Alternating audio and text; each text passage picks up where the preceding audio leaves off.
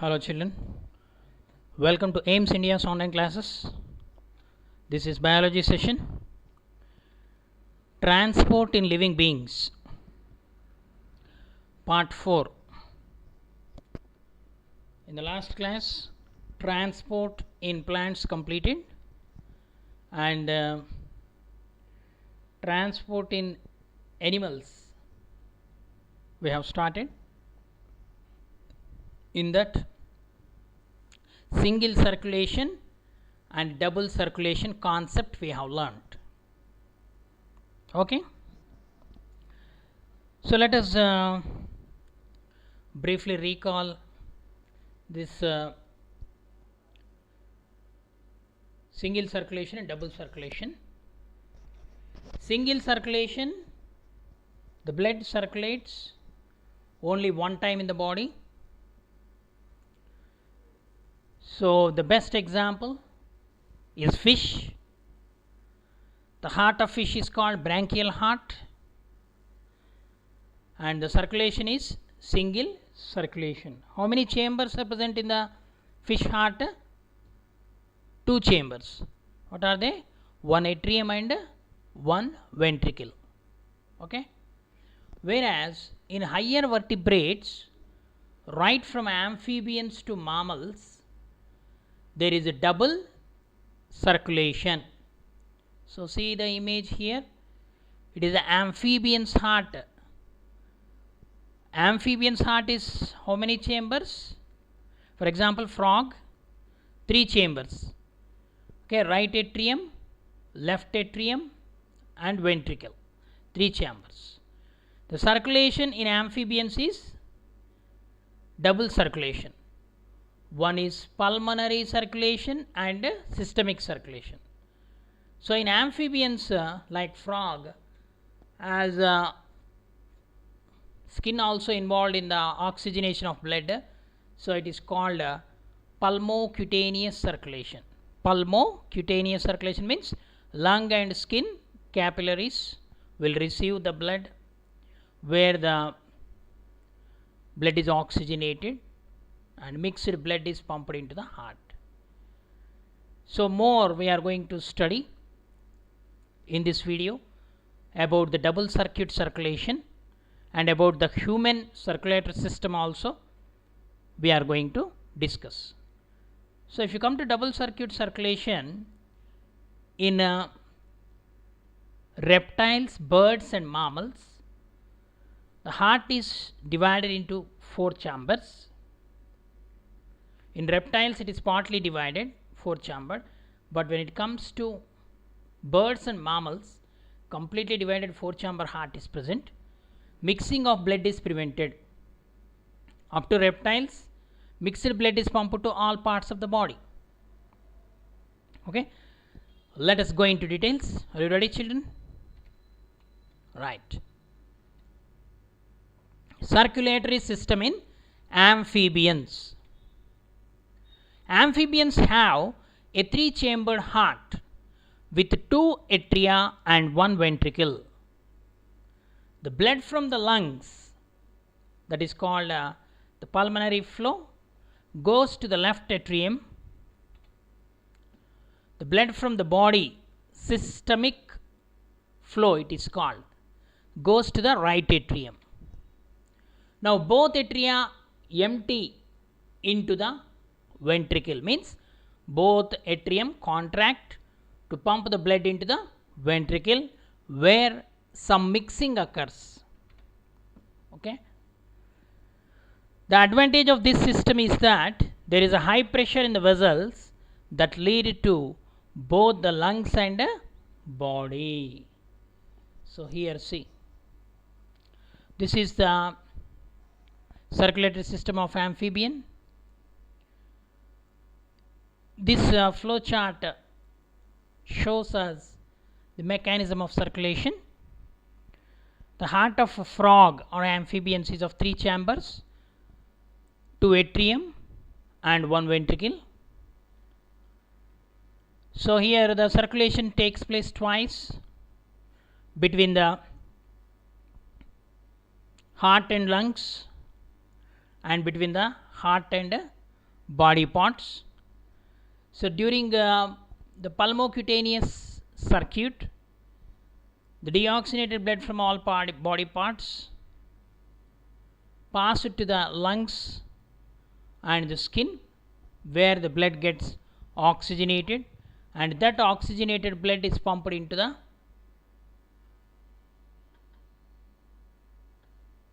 heart.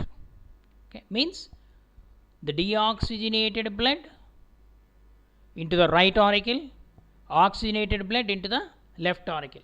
When both auricles contract, then ventricle receives both oxygenated and deoxygenated blood. So that mixed blood is pumped to all body parts. So this kind of circulation, which takes place twice, pulmonary cutaneous circuit and systemic circuit. So this type of circulation is called as double circulation or double circuit circulation. At the heart, which is pumping blood to the lungs, it is called as pulmonary heart. Okay, in all amphibians, this is the mechanism involved, the circulatory system. Next, circulatory system in reptiles. In most of the reptiles, the ventricle is partially divided. Okay, in the amphibians we studied that there are 3 chambers, 2 auricles and 1 ventricle. But here in reptiles, the ventricle is partly divided, means incompletely divided. 4 chambered heart is present in the reptiles except crocodile. Okay, remaining all reptiles, they possess incomplete divided 4 chambered heart. So this reduces the mixing of oxygenated and unoxygenated or deoxygenated blood in the ventricle. Reptiles like lizards and snakes, they have 2 auricles and 1 ventricle in their heart. The circulation is double circulation and the heart is pulmonary heart. Here also the heart is pumping the blood to the lungs, so it is the pulmonary heart. So here the incompletely divided incomplete septum is present. So this incomplete septum indicates that the heart is incompletely divided 4 chambered heart. Incompletely divided 4 chambered heart. Okay. So 2 auricles are there, right auricle, left auricle, and incompletely divided right ventricle, left ventricle. Okay. So from the body parts, deoxygenated blood is opens into the right atrium, from where it pumps to the right ventricle. It pumps the blood into the lungs, where it gets oxygenated, and the oxygenated blood reaches the left atrium. The left atrium pumps it to left ventricle, from where the oxygenated blood. So here also a partial mixing of blood takes place, and the mixed blood is pumped to all body parts. Okay. So this kind of circulation, where the blood is circulated twice, or the heart pumps blood twice, one to the lungs for oxygenation and second one is to the body parts. So this type of circulation is called double circuit circulation. Double circuit circulation is equal to pulmonary circuit plus systemic circuit. Okay. Reptiles means lizards, snakes, turtles, crocodiles. These all come under reptiles group. Okay. Next, circulatory system of crocodilians, birds, mammals. In all these animals, completely divided 4 chambered heart is present. Birds and mammals and also crocodilians have a 4 chambered heart which acts as 2 separate pumps. After passing through the body, the blood is pumped under high pressure to the lungs. Upon returning from the lungs, it is pumped under high pressure to the body parts. So the high rate of oxygen rich blood flow through the body enables the birds and mammals to maintain high activity levels. So the heart is a pulmonary heart and the circulation is a double circulation. See here clearly divided, the four chambered heart is present, right auricle, left auricle, right ventricle, left ventricle. Okay, and the deoxygenated blood is collected into the right chambers of the heart, pumped to the lungs where the blood get oxygenated, and only oxygenated blood reach the left chambers of the heart, and from there it is pumped to all body parts.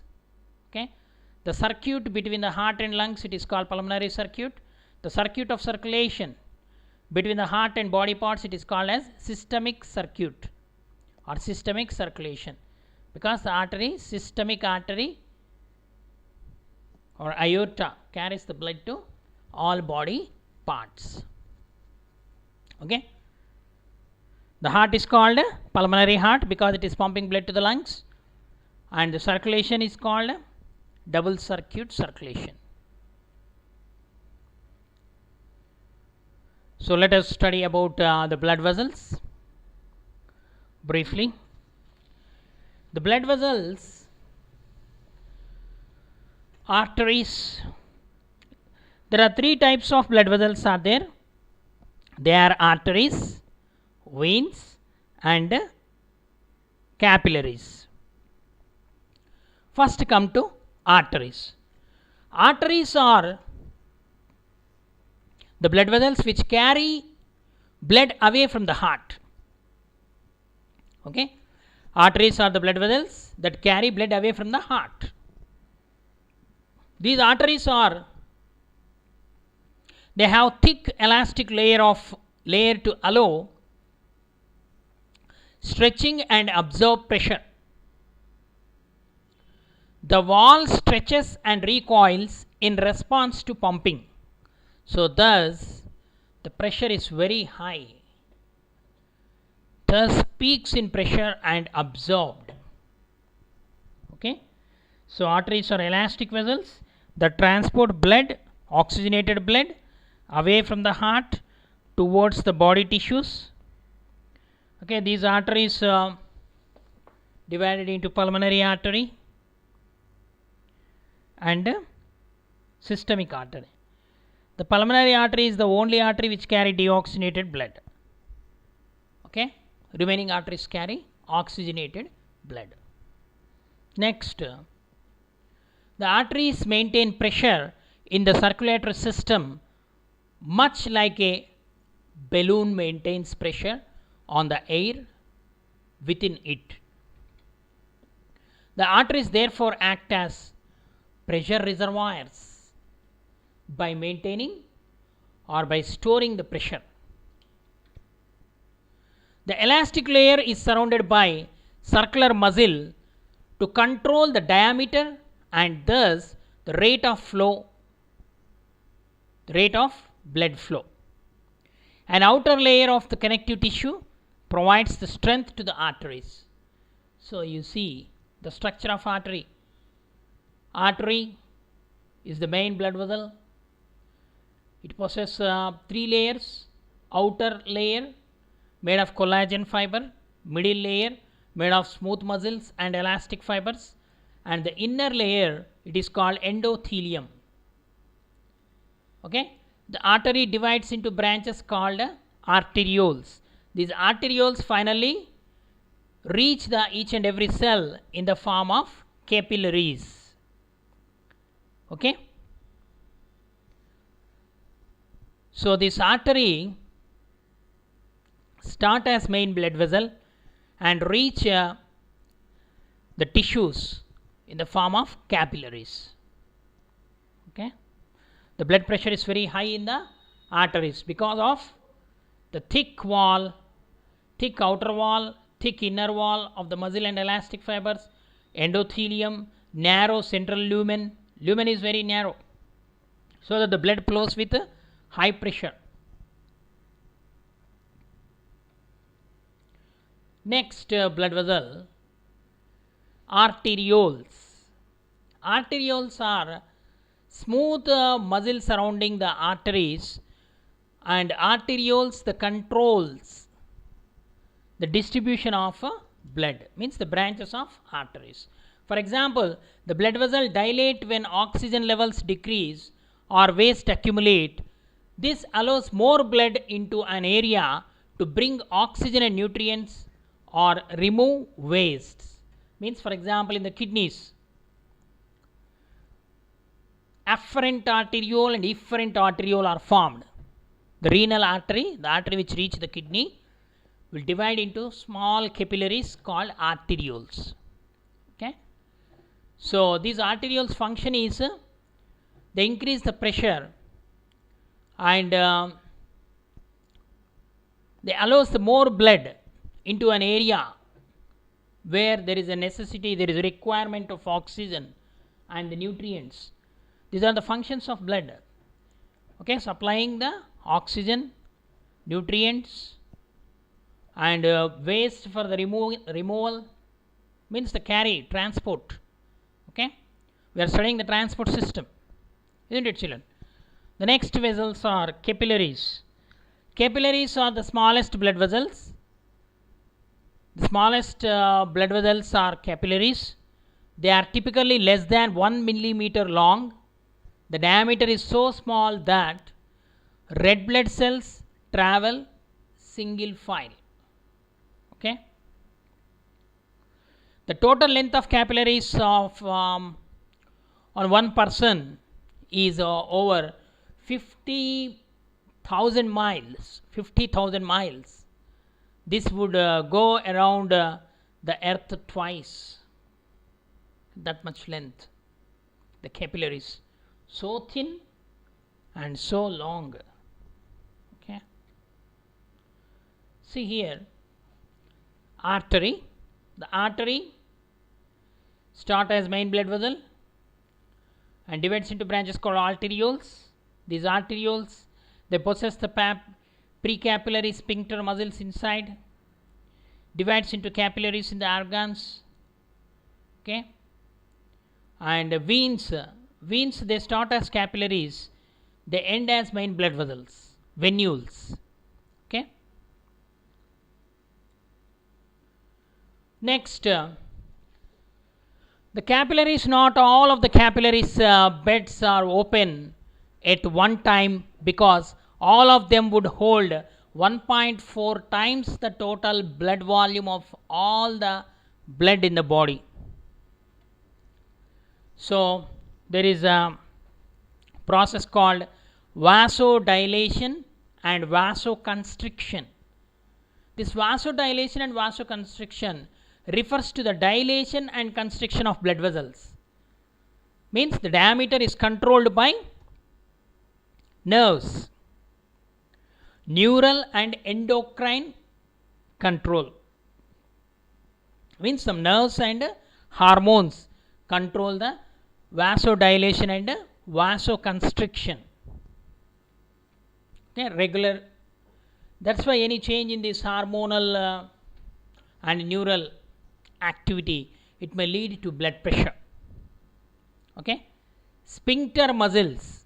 Sphincter muscles control the flow of blood in the capillaries. So just now we have seen the sphincter muscles.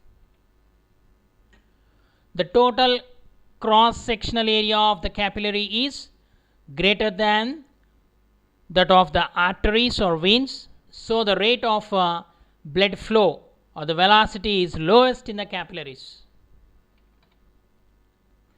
The blood pressure is the highest in the arteries, but it is considerably reduced as it flows through the capillaries.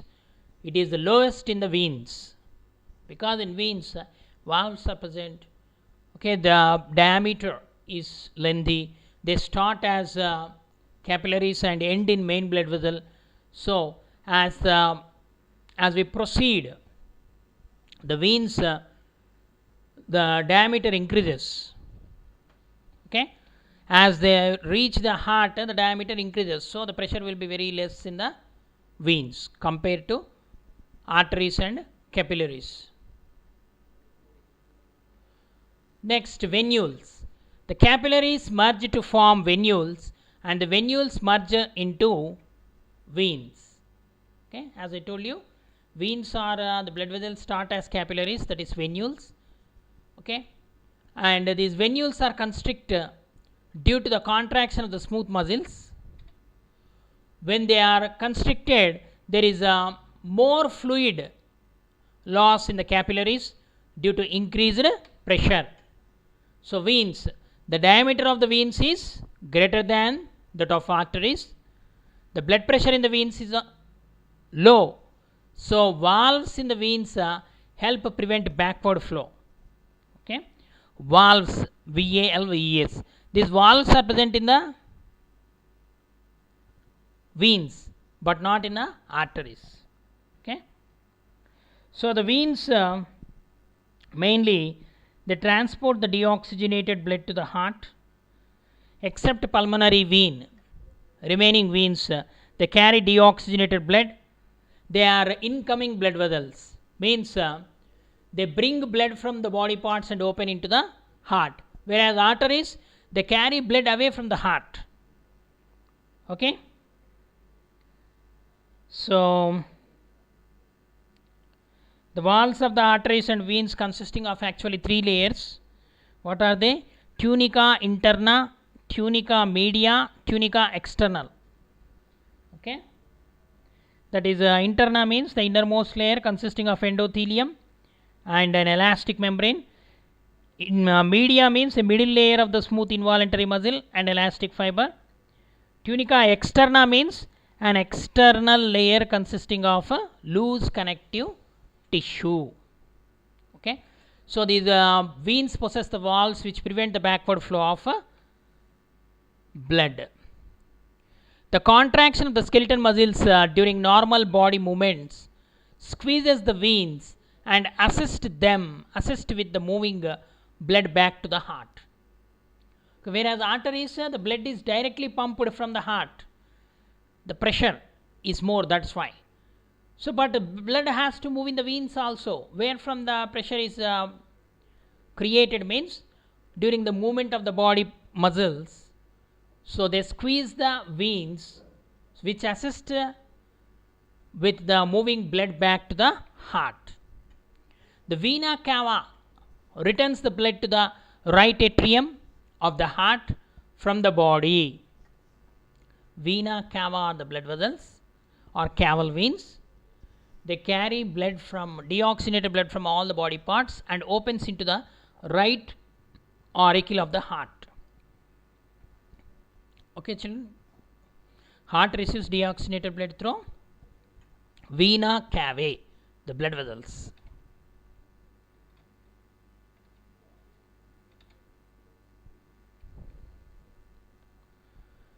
Further, in the right atrium, the blood pressure is close to 0, very less, because veins start as capillaries.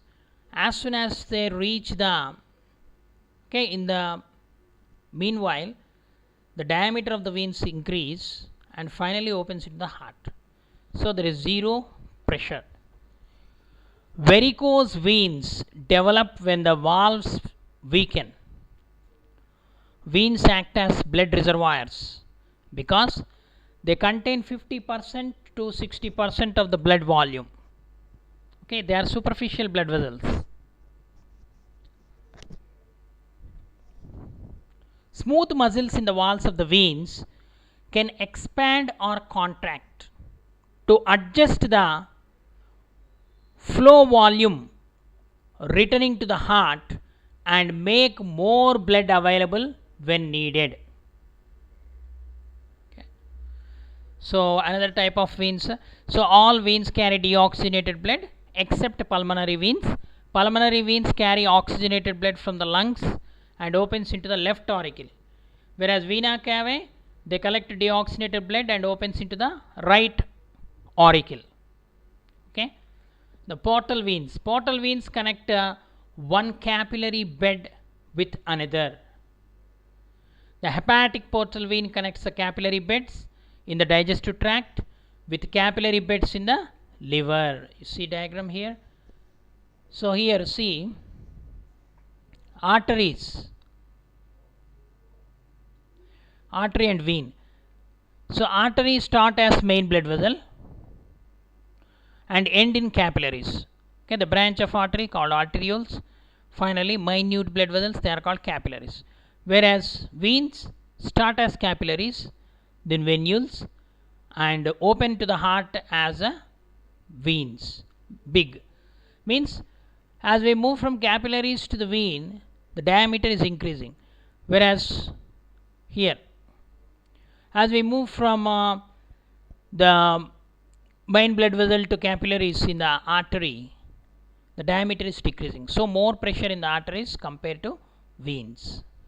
Okay. So let us see the hepatic portal system. So hepatic portal system is, hepatic means related to the liver. Portal vein, hepatic portal vein we can say. Okay. So renal vein, the veins which are associated with the kidneys. Okay. Splenic vein, related to the spleen. Mesenteric vein, okay, inferior mesenteric, superior mesenteric vein means in the abdominal cavity, in the internal body organs, these veins collect the deoxygenated blood from all body parts. Okay. Superior, inferior, the meaning is superior means upper parts, inferior means lower parts. Okay. Next, we are going to study about the structure of heart in the next class. Okay, I hope you understood. Thank you for watching our video. Please subscribe our channel and press the bell icon for receiving latest updates.